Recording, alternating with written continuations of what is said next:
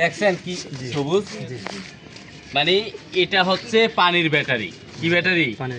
এটা হচ্ছে পানির ব্যাটারি, আর ওটা হচ্ছে কি শুকনা ব্যাটারি।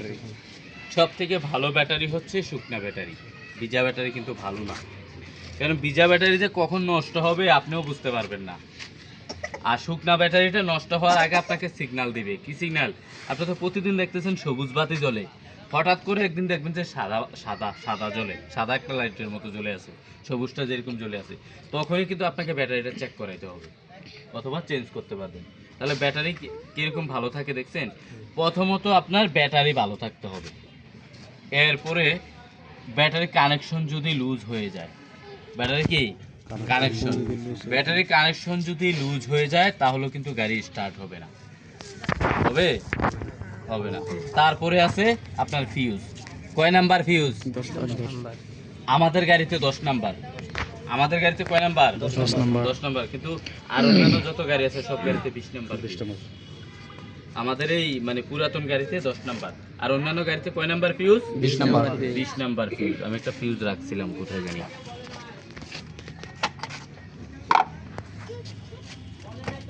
একটা খুলছি। এখন দেখেন, যদি মনে করেন আপনারা সবচেয়ে বড় একটা টেকনিক, সেটা হলো কি, সবগুলো ফিউজ খুলে খুলে দেখবেন। মনে করেন আপনার গাড়ি স্টার্ট হচ্ছে না, অনেক সময় ফিউজ একটু মেসিং থাকতে পারে, পারে না? 20 নাম্বারের জায়গায় 25 নাম্বার তো লাগানো থাকতে পারে ভুলে বা সংশোধনে, যাই হোক। অনেক সময় দেখা যায় আমার গাড়িতে 10 নাম্বার, আরেকজনের গাড়িতে 15 নাম্বার, আরেকজনের গাড়িতে কয় নাম্বার? 20 নাম্বার। এরকম হতে পারে না? কি করবেন, যখন দেখেন যে আপনার কানেকশন ঠিক আছে, ব্যাটারির পানির লেভেল ঠিক আছে, ব্যাটারি ঠিক আছে, হ্যাঁ, তাও দেখেন যে কিরে লাইনই আসে না, মানে সেলসে কোনো কথাই আসতেছে না, তাহলে ফিউজ দেখবেন যে এই যে দেখেন মাঝখানে মাঝখানে একটা ভি এর মতো আছে, দেখছেন? ভি, দেখছেন? ভি এর মতো আছে, দেখেন। যখন এটা কেটে যাবে বিটার থাকবে না, কেটে গেলে তখন আপনারা কি করবেন, যে বিভিন্ন গাড়ির মধ্যে ইলেকট্রিক্যাল এই ধরনের তার থাকে না, এই ধরনের তার থাকে না, সবসময় রাখবেন, সবসময় মাথায় রাখবেন যে 1 ফুট হলেও একটা ইলেকট্রিক্যাল তার সবসময় গাড়ির মধ্যে রেখে দিবেন। বিপদ কখন আসে বলা যায় না। নতুন গাড়ি হোক, আমি নতুন গাড়িতে এর থেকে আরো বড় প্যারা দেখছি। এই যে এরকম একটা তার রাখবেন, রাখে কি করবেন, একটা তার নেবেন, চিকন একটা তার থাকে না, ওই তারটাকে এভাবে দুইটা পেঁচানে মানে পেঁচাই দিবেন। পেঁচাই দেওয়া মানে কি, ডাইরেক্ট করে দেওয়া। কেন, আপনাকে তো বাঁচতে হবে। আপনি এমন একটা জায়গায় আটকাবেন, তখন এই ফিউজটা কি করতে হবে, তার পেঁচাই দিয়ে হলো আসতে হবে। আবার মোটা তার না, কিন্তু চিকন তারও লাগানোর একটা কারণ আছে। কোনো কারণে যদি আপনার কোথাও শর্ট থাকে বা আর্থিং থাকে, আর্থিংয়ের কারণে তো যাইতে পারে। এখন আপনি যদি মোটা তার যদি লাগান, যে কিরে ভাই চিকন কেন দিব, আমি অনেক দূরে যাব, না কাটার জন্য আমি কি করব, একটা মোটা তার পেঁচাই দিই যেন না যায়, ভাবনাটা তো এরকম আসতে পারে। চিকন তারটা আমরা এই কারণেই লাগাবো, যদি কোথাও আর্থিং থাকে, এটা লাগানোর পর আবার স্টার্ট দেওয়ার সময় এটা কেটে যাবে। আপনি তখন তাৎক্ষণিক কয়বার দিবেন? 2 বার। কয়বার তার পেঁচাবেন? 2 বার। 2 বার পেঁচানোর পরেও যখন দেখবেন যে তার এটা কেটে যায়, তাহলে আপনাকে ওয়ার্নিং মিস্ত্রিকে রাখতে হবে। আমার কথাই বুঝছেন? তখন কি ওয়ারিং মিস্ত্রিকে ডাকতে হবে, কারণ আন্তাজি আপনি মোটা তার পেঁচায় লাগাইতে পারবেন না, তাহলে কিন্তু সব জ্বলে যাবে একবার শেষ। তাহলে পিউজ কেটে গেলে সমাধান কিভাবে দিবেন, বুঝতে পারছেন? পিউজ কেটে গেলে বুঝবেন কিভাবে? ওই যে ওই মাঝখানে এটা কাটা থাকবে বা আলাদা থাকবে বা পোড়া থাকবে, বিভিন্ন রকম আমাদের পিউজ যখন পুড়ে এগুলো এরকমই হয়। আমার কথা কি সবাই কি বুঝতে পারছেন? তাহলে ফিউজ কেটে গেলে কিন্তু আপনাকে এই ভি চিহ্নটা থাকবে না অথবা পোড়া থাকবে, তখন কি করুন, চিকন একটা তার পেছে সুন্দর করে আবার জায়গা মতো বসায় দিবেন। এটাই হচ্ছে ফিউজের কাজ। তাহলে ব্যাটারি দুর্বল, ব্যাটারি লুজ কানেকশন অথবা ফিউজ, তারপর হচ্ছে সেলস মোটর।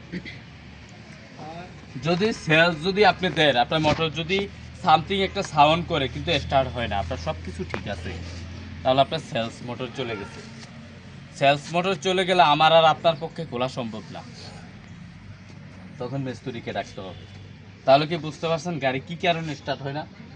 আবার এখানে আরও একটা কারণ আছে, সেটা হলো এই অন্যান্য যত গাড়ি আছে, মানে আমাদের এই গাড়ি ছাড়া অন্যান্য যত গাড়ি আছে, সব গাড়ির উপরে এটা কি কয়েল, কি নাম?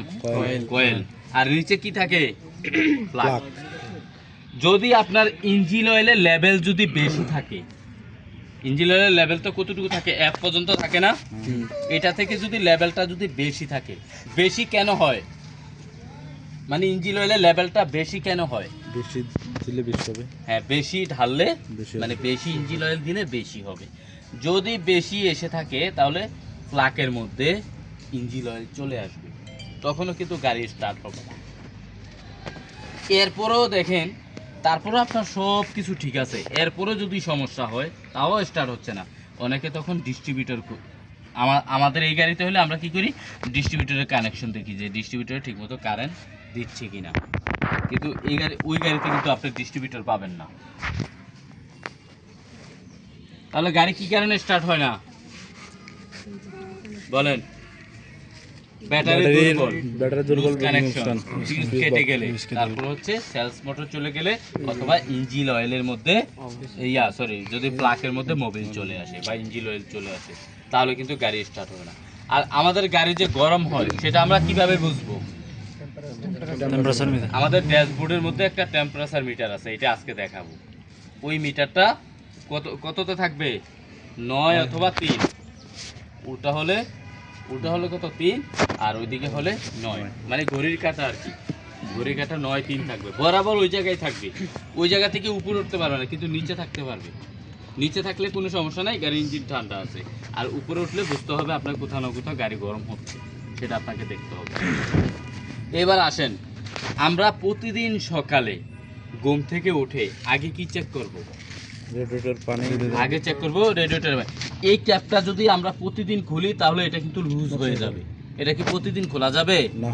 প্রতিদিন খোলা যাবে না। তাহলে কি করতে হবে, এক সপ্তাহ পরে একবার খুলবেন, কিন্তু আগে এখানে পানিটা দেখবেন। যদি এটা লেভেল যদি কমে তাহলে অবশ্যই এখানেও কমতেছে, তাহলে এটা খুলে দেখবেন। এরপরে কি দেখবো? তারপরে ব্রেক অয়েল দেখবো, প্লাস অয়েল, এরপরে ইঞ্জিন অয়েল। ইঞ্জিন অয়েল তো বুঝতে পারছেন লেভেল কতটুকু থাকবে, এর পর্যন্ত এর বেশিও থাকতে পারবে না, কমও থাকতে পারবে না। কম থাকলে কি হবে? এতক্ষণ তো বেশি থাকলে কি হবে এটা বললাম, এবার কম থাকলে কি হবে বলে? থাকলে যেমন এই ইঞ্জিনের ভিতরে এই সব যত জিনিস আছে সবগুলাই কিন্তু bearing system, piston, ring rod, connecting rod, এগুলো সবগুলোই কিন্তু কি সিস্টেম, বেয়ারিং সিস্টেম। এখন যদি ইঞ্জিন অয়েলের লেভেলটা যদি আমার কম থাকে তাহলে কি হবে, লোহায় ঘর্ষণ হবে। লোহায় ঘর্ষণ হলে কি ক্ষয় যাবে না? যাবে। যদি তেল থাকে ওইখানে, যদি সঠিক ইঞ্জিন অয়েলের লেভেলটা যদি ঠিক থাকে তাহলে কি লোহায় ঘর্ষণ হওয়ার সুযোগ আছে? না, কোনো সুযোগ নেই। যদি সুযোগ না থাকে তাহলে কি হবে, আমাদের ইঞ্জিনটা ভালো থাকবে। আর যদি লোহায় ঘর্ষণ হয় তাহলে খুবই তাড়াতাড়ি কানেক্টিং রড চলে যাবে, বিভিন্ন বেয়ারিং যাবে, অনেক কিছুই চলে যাবে। সবগুলো নাম বলতে গেলে পুরো ইঞ্জিন খুলে দেখাইতে হবে। তাহলে কি বুঝতে পারছেন? এরপরে কি চেক করব, এটা কি গাড়ি? Automatic transmission gear. এরপরে দেখতে হবে আপনাকে গিয়ার অয়েল, এটাও খুব ইম্পর্টেন্ট।